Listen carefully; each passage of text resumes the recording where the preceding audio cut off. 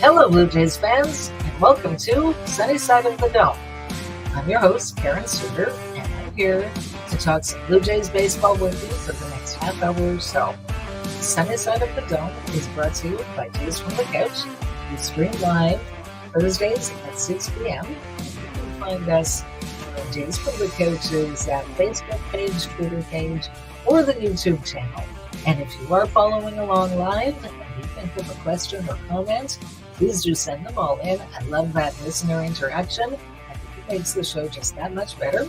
And if you can't catch the live version, but you still want to check us out, no problem. When you're ready for us, we're ready for you. You can catch the archived version on any of one of those aforementioned media, Facebook, Twitter, or YouTube. And if you like the content here at Sunny Side of the Dome, there's lots more where that came from. There's Jays from the Couch's main podcast.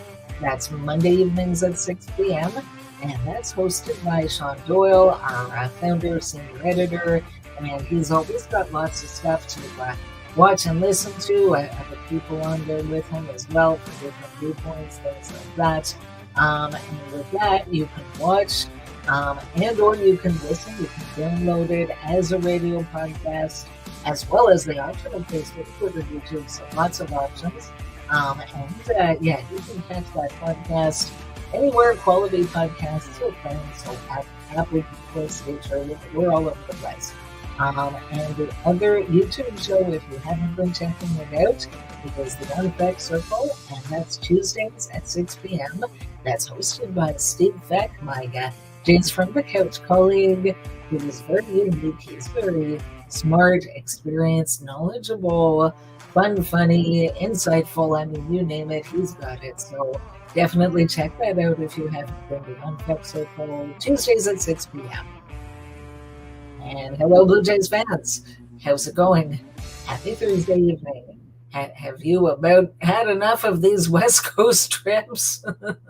I know I have, not that we can do anything about it. I mean, depending where you're watching from, if you happen to be on or near the West Coast yourself and these are at a good time for you, then great. Myself, I live in Toronto, and tonight's game doesn't start until 10 p.m. Well, I got to work tomorrow, so I'm going to sleep and go to sleep with my fingers crossed that our guys can extend. I actually put together a win streak after stopping the losing streak yesterday. Quick personal note, Sunny Side of the Dome will not appear next week. Scheduling conflicts and all that, trying to do this weekly and all, but this time we're skipping next week. So after today, I'll be back in 2 weeks from today. So lots to talk about as usual today, leading off with the transactions. So lots of ins and outs, ups and downs, and not much of a surprise. A majority of that is with regard to the pitching situation. But there is news regarding one position player. So Danny Jansen feels, I don't know about you, to me it feels like he's been on the injured list forever when he got hit in the hand with that pitch, but he's well enough that he's been on a rehab assignment with the AAA Buffalo Bisons, and I'm hearing that his return could be very, very soon, possibly in this series that starts tonight against the Seattle Mariners. So yeah, that'll be very interesting. It will be great, I'm sure, to have Jansen back, and it'll be also worth keeping an eye on what they do with the roster. So we know about, barring, knock on wood, barring injury or a trade that brings back an absolutely massive haul, we know Alejandro Kirk isn't going anywhere. So what do they do with the other two catchers? It would seem the logical move would be to option Zach Collins back to AAA, because he's, I mean, let's face it, on this team, if he's at least a third string catcher and maybe a fourth string, if everybody's healthy, and he really hasn't gotten much playing time since he's been called back up this most recent time. a lot of people are saying that Gabriel Moreno might actually be the one to get sent back to AAA. And it's not that they don't like him or believe in his ability, but with Kirk hitting as hot as he is, and Jensen being the veteran with the most experience calling the games and everything, some people are saying it's better for Moreno and his development to be the everyday catcher at AAA than it is to have him sitting on the bench here in Toronto. So we will see how that goes. But yes, either way, that's going to be very interesting. And yes, as mentioned, so lots of other transactions, and the majority of them with the pitching. So, oh boy, um, Casey Lawrence. So he was brought up. The Blue Jays had a doubleheader in Toronto this past Saturday, and you can thank Rob Manfred and the lockout.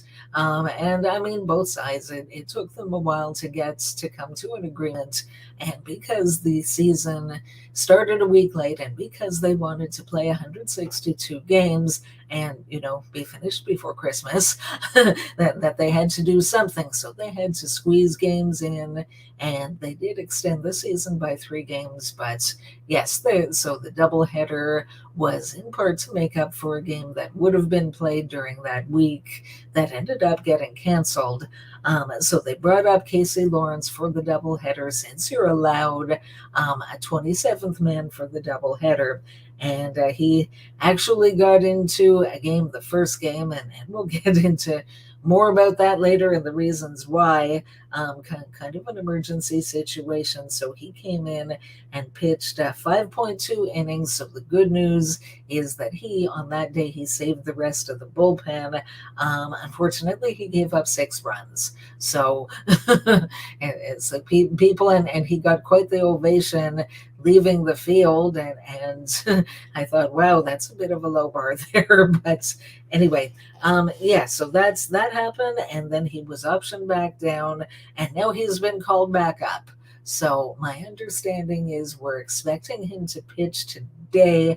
I actually found out not long before going on the air that they're going to have an opener, and that so however long he pitches, and then they'll bring in Lawrence. So hope for the best. What else can you do? And in that double header, 5.2 innings pitched and 6 earned runs. And interestingly, that was not the worst Blue Jays pitching performance that we saw that day. In Game 2, Thomas Hatch was brought up from AAA Buffalo to make that start, and I'm sure he knew well in advance of that, and he lasted 4.2 innings and gave up 10 earned runs. Ouch. It's very unfortunate, because a couple of years ago, Hatch was part of a Blue Jays bullpen in the shortened season in 2020 that actually did pretty well. And Hatch appeared to have a fair bit of talent there, and it was just seasoning him at AAA to be a starter and all that. And the organization has been adamant that they don't want him long term to be in the bullpen, that they envision him as a starting pitcher. But in order to be successful, he needs to make some big time adjustments. So we'll see how all of that goes. I mentioned that today we're expecting an opener. Actually, somebody who's relatively new to the organization, left-handed pitcher Anthony Banda. He was claimed by the Blue Jays when he from Pittsburgh, or pardon me, it might actually have been a trade for cash. So nothing. They didn't give up anything significant to get him. And so far, I mean, his numbers with Pittsburgh weren't great. His ERA wasn't very good. His FIP with Pittsburgh was, I believe, 2.5 runs roughly a game lower than his ERA. So that's a positive sign. That suggests that on a better defensive team like the Blue Jays, who are pretty good most of the time, he might have some better success. So he's pitched 1 inning in 1 game for the Jays and has yet to give up any runs. So very, very small sample size, but so far so good. and see what happens with him as the opener, and Lawrence coming in after him to make some room on the 60-day injured list. Unfortunately, Julian Merriweather was transferred from the 15-day IL to the 60-day IL. Oh my goodness. I mean, between him and Nate Pearson, they both have or have had so much talent in those right arms, and they just can't seem to stay healthy. And it's really heartbreaking, but injuries are a part of sports. So what can you say? Get well, Julian. Hope that sometime he can still contribute, and we'll see how that goes. Maximo Castillo, unfortunately, he was optioned down to AAA, and I don't think that had anything to do with his performance because he's pitched in 4 games with the Jays. The first one against the Yankees, not so good, but his other 3 appearances, after that were very good. They were scoreless. And they only sent him down, I'm sure, because they needed a fresh arm and they needed to make a roster spot. Trevor Richards is actually back. He was on a rehab assignment and he's been activated. He's gotten into a couple of games since his return from the IL and hasn't given up any runs. So I like that. Matt Gage, unfortunately, was optioned again. A case of needing fresh arms and somebody with options, unfortunately, going down, even though he's done quite well for the Blue Jays. So hopefully we'll be seeing him again soon. I imagine that we will be. Another pitcher, Jimmy Garcia, is also on a rehab assignment. Actually, he and Danny Jansen have been in AAA Buffalo for about the same amount of time. And yes, I'm also hearing that as well as Jansen, that Garcia could actually make his way to Seattle and be activated this weekend. And he, when healthy, he's been a very good pitcher for the Jays. So his return will be most welcome, to say the least. Also going down and making room for roster spots and so forth, Trent Thornton. And Trent Thornton's sort of been an interesting case this year. He hasn't been consistently terrible, but he hasn't been consistently good. He's had some good outings, and then he's had some other not so good outings. And I mean, for me, he's not really one of the leverage guys, but he's capable of going more than 1 inning when he is out there. So see how that goes. Jays also made another claim from a DFA. So right-handed pitcher Matt Peacock claimed from the Kansas City Royals. And Peacock is interesting for a number of reasons. One is that he actually has minor league options. So he is now with the Blue Jays on the 40-man roster, but he's been optioned down to AAA Buffalo. So he's there as an option if they want a fresh arm and so forth. And to make room for him on the 40-man roster, Shaun Anderson was designated for assignment. So all the best to Shaun Anderson. And very significantly, although there's been no transaction of any kind yet, knock on wood, fingers crossed and toes and everything, but Kevin Gausman, if you're a fan of the Blue Jays, then I'm sure you already know, but in that game on July the 2nd in the doubleheader, he actually started the first game. The Blue Jays were leading 1-0 against the Rays. Shane McClanahan, who's one of the better pitchers in baseball, and Gausman, he took a comebacker off of his leg, off of his ankle, and at first it looked very serious, like maybe the ankle had been broken. And I mean, fortunately, he was able to walk off the field under his own power. But yeah, let me tell you, I was at that game, and it was very scary for Gausman personally, of course, first, as well as for the Blue Jays as a team, because if we're going to win anything this year, we need him. We need him healthy. So they did x-rays that day, like within the hour. They knew the x-rays were negative, so thank goodness.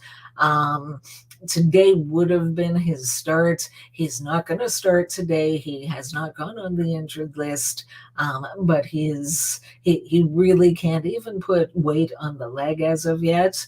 And it's just he progresses every day, but there's no way to know until you look at what happens each day, how quickly he's going to recover and be ready to pitch again. And I mean, we want him healthy. And if he really can't pitch, if he just goes out there when he's not really completely healthy, then it might hinder more than it helps. Again, in terms of that game and in terms of his long-term health, we want him healthy for his sake as a human, for our sake as a team. So we'll see. There is talk of him possibly starting the game on Sunday, and I don't know if he'll progress quickly enough to do that or not. And if not, then they'll have to figure out another option. So we'll see how that goes. Anyway, okay. So on to the heart of today's order. And it's been interesting times. It's unfortunate to watch our team go through a 5-game losing streak. And once again, it's one thing to be critical. It's one thing to be critical of performances. Kikuchi, after 2 starts ago, having a pretty decent start, he was just awful his last time out. And he really didn't give the team much of a chance to win.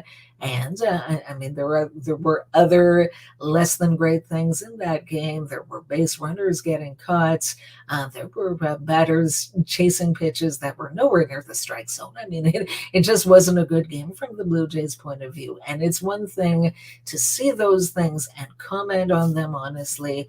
I just still really feel like there are people out there that maximize the negative. They blow up the negative to the point where it's not even what reality is. So what reality is that the Blue Jays right now, they've fallen back a little bit. They're in the 3rd wild card spot. They're only half a game ahead or behind, excuse me, the Boston Red Sox and the Tampa Bay Rays, who have exactly the same schedule. So they're in the 1st and 2nd wild card between the two of them.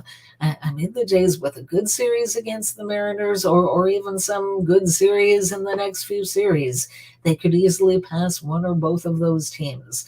Catching the Yankees at this point with their double-digit lead in the division, that might not be realistic anymore. We'll see. I mean, they'd have to lose a bunch of games, and the Jays would have to win a bunch of games, and those things could happen. But let's look at the more realistic probabilities. So what is it that the sky is not falling, but what is it that the Blue Jays need in order to reset, in order to get back on track where they're winning a lot more than they're losing, where they really look like they're going to be a strong contender come playoff time, where first they have to get in and then obviously they want to go as far as they can in the playoffs. So there's been lots of talk about adding a power hitting left-handed bat. And I mean, there were all kinds of rumors in the offseason. Freddie Freeman, Jose Ramirez, who's actually a switch hitter. And I mean, they're both among the better players in the game. And they both, Freeman signed with the Dodgers. Ramirez stayed with the Guardians and signed an extension. And it's pretty clear from what's been out there that he really wanted to stay there. That they're the only major league team he's ever been with. So good for him. In season, I mean, there's still other options out there, other rumors. Andrew Benintendi, left-handed hitting outfielder, having a very good season with the bat, playing for the Kansas City Royals, who right now they don't look like contenders, and they probably won't be. They're probably going to be sellers. So could the Jays trade for someone like him?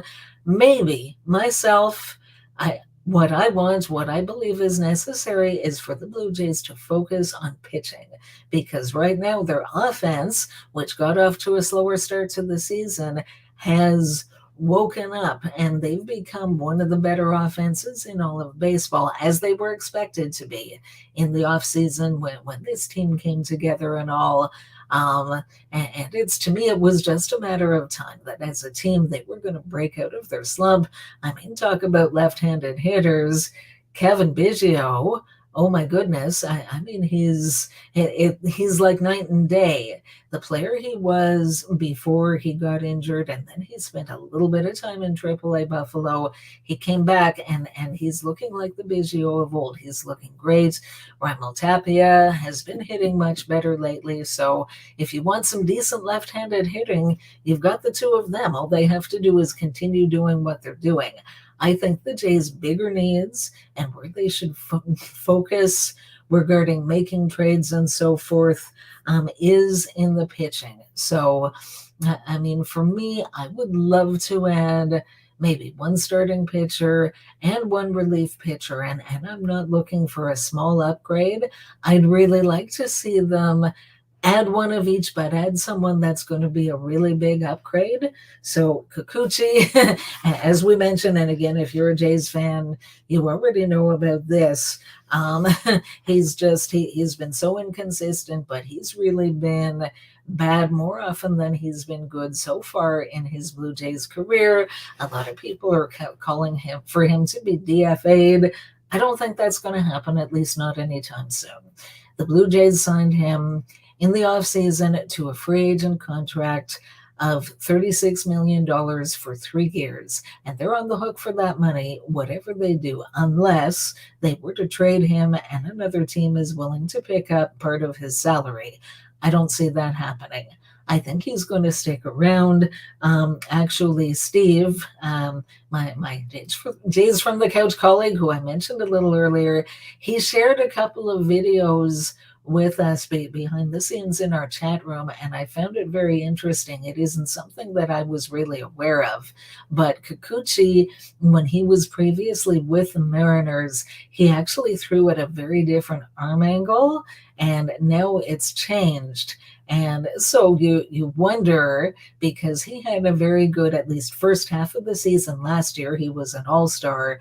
Would it be better for him results-wise to go back to the other arm angle? Now, that I've heard speculation that's the prior arm angle, maybe the Jays wanted him to get away from it because it's harder on his elbow. But you know what? What he's doing now isn't working. I mean, he's got his contract, he's got his $36 million on top of whatever money he made in the major leagues prior to that. So to me, if there's something that's going to get him back to being successful, if he can be a positive contributor to the Blue Jays winning the World Series this year, I say go for it. Not that I have a vote. I wish I did, but yeah, and even the bullpen, you hear a lot of talk, or I do anyway, about how bad the Blue Jays bullpen has been. And they've had their ups and downs, particularly the back end of the bullpen, some of the non-leverage arms that when they make the playoffs probably won't be on the roster. I've noticed a good positive trend over the last 15 games or so. And so Adam Simber, 1, 2, 3, 4, 5, 6, 7, he's made 7 appearances. He has only given up runs in one of them. Unfortunately, it was a bit of a clunker. He gave up 3 runs in one game in only a third of an inning. But other than that, 6 other times out there, scoreless. Jordan Romano, his last 4 appearances, scoreless. David Phelps, he's reliable more often than he isn't. In his last 7 appearances, 5 of them have been scoreless. In the others, he gave up 1 run, and one game he did give up 3 runs, unfortunately. Trevor Richards, as I mentioned before, he's back, and he's gotten into 2 games since his IL stint, both scoreless. Tim Meza, he was also on the injured list. He's been back, and 4 out of 6 games were scoreless. The other 2, he gave up a couple of runs, so maybe he's still rounding back into form. I'm not sure. Jimmy Garcia, he's on the injured list, so looking forward to getting him back, hopefully healthy. And Matt Gage, in his last 5 appearances, 4 of them have been scoreless. The other, he gave up 1 run. And then even looking at a little further down the depth chart at Sergio Romo and his 3 outings with the Blue Jays so far, scoreless. I don't know how he's doing that. Smoke and mirrors, as opposed to his fastball that tops out at, I believe, 84. Regardless, he hasn't been scored upon, and that's the goal.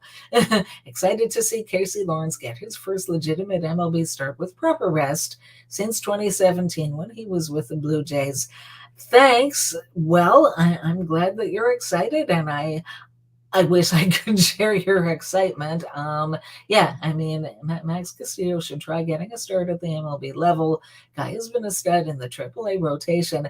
I'll be honest with you, when they were starting Hatch last Saturday in game 2 of that doubleheader, I believed that they should have given the start to Castillo instead. And I know that he was used in the 2 previous games, the July 1st game and the first game of the doubleheader. Well, you know what? They could have made the decision ahead of time to start Castillo and not pitch him in those 2 games. I think he would have given the Jays a better chance to win than Hatch. But again, what am I know? I'm not the Jays general manager. I'm just someone who likes to talk about the Jays and write about the Jays and all that fun stuff. So yes, Romo 3 scoreless, Banda one appearance, 1 inning scoreless, and Castillo again after that start against the New York Yankees, 3 other outings and all of them scoreless. So to me, I think the bullpen over the last couple of weeks, and I'm not including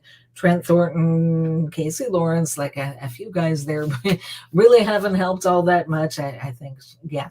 But these guys, even the leverage guys and even the other guys that are there to provide some help for now, and who knows how long they'll last, but I see much more of a positive trend in the bullpen than I do a negative one. So on Saturday, Lawrence was called up to pitch a couple of innings in the second game since he had less than 4 days rest after a 99-pitch start in AAA. Then he gets told to go 6 innings.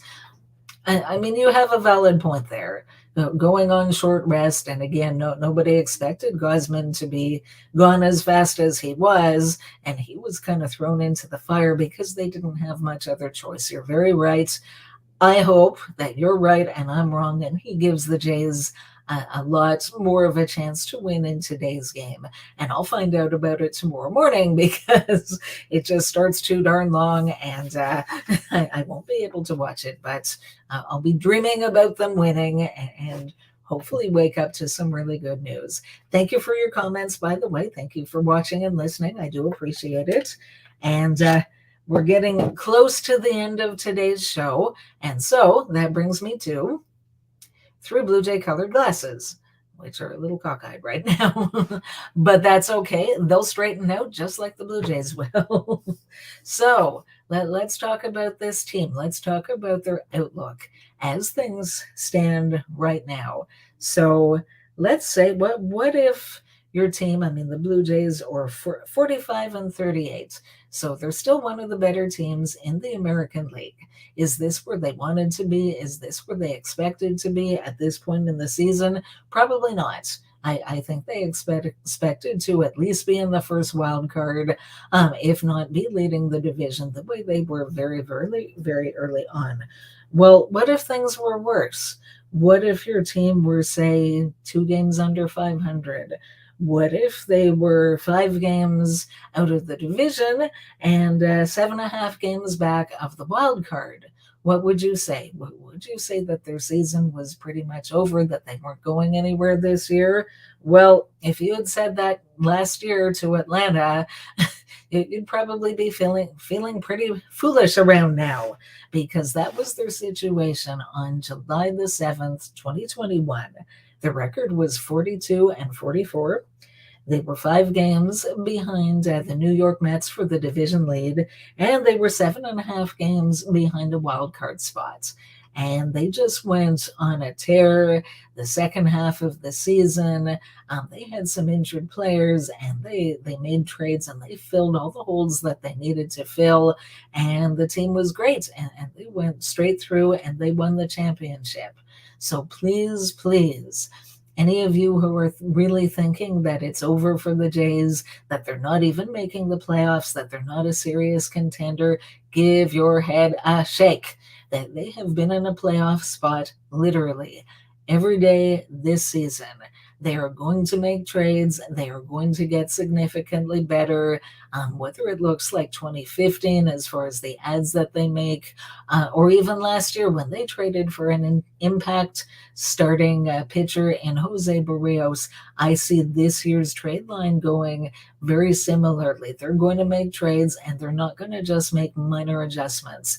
They're going to add, and they're going to add some pitching, and it's going to make an already very good, very talented team just that much better. It'll give them a boost with the bullpen. To rewind just a little bit, the bullpen, if you remember, was so good early on in April, but they just kept getting overused. They just kept running those guys out there, and they were doing the job early on when the starting pitchers weren't. They weren't going deep enough into games, and I kept saying at the time, stop using them so much because they're going to burn out. And I think that's what happened when their performance declined as a group. I think there was a lot of fatigue there, and maybe a little bit of injuries. So you know what, with Meza and Garcia and spending some time in the injured list, I think that actually might have been a good thing, that it helped them, and Trevor Richards as well. I think it might have helped them reset. And very interesting. Hi, Richie. I think the Jays got a good shot in the playoffs. I think they will make moves, especially with expanded playoffs. Thank you. Yes, I agree. I mean, that's just one more opportunity for them to make the playoffs. And I definitely agree. They're going to make moves. They're going to be buyers. They're going to add significant quality. And I'm really looking forward to it. I feel very strongly that they're going to go on a late season run, and it's going to be a lot of fun. They're going to get into the playoffs, and I can't wait to see how deep they go. And I really hope that you guys will be with me, trying to stay positive and enjoy it, because let's face it, this doesn't happen every year. So on that note, that's all I've got for you for today. Enjoy the next couple of weeks. Go Blue Jays, and I'll talk to you then.